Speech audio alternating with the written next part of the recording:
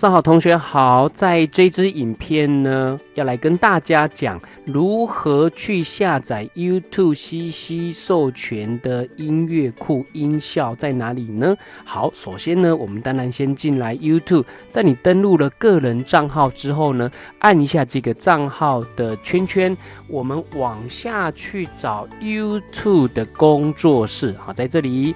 等它出来，在左边的地方往下卷动哦。资讯主页啊，往下卷动，这边会有个音效库。来，我们这里按一下开启，它就会开启新的分页。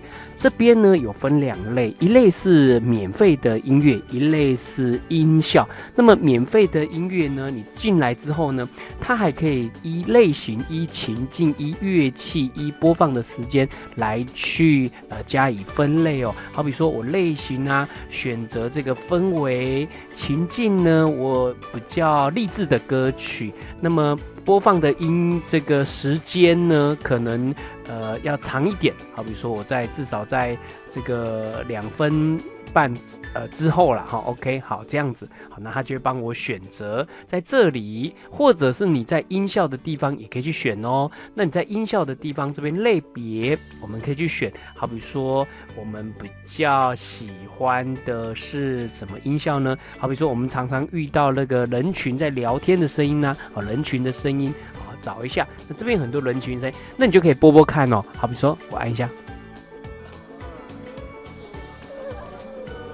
好，它就有人群的声音。那么免费的音乐，在我们选好类型啊，跟这个情境啊等等啊，或是这个播放的时间啊、乐器啊等等啊，我们可以先听听看哦。好比说这里有一个新的音乐，我们来听听看吧。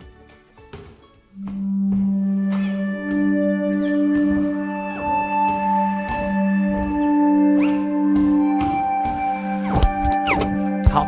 那你如果觉得这个音乐还蛮符合你的期待，那我们就按一下下载咯，在这里按一下下载。那下载之后呢，它就会变成 MP3 的音乐哦，就可以被你这个在这个课程的时候啊，去做剪辑使用。那么你可以把它放在你课程讲解的背景音，这样子会让学生听起来哦，不会这么的干燥，不会那么的枯燥。而且有些会特地找一些振奋人心的音乐，去当做自己课程后面的陪衬音乐哦。大家可以试试看哦。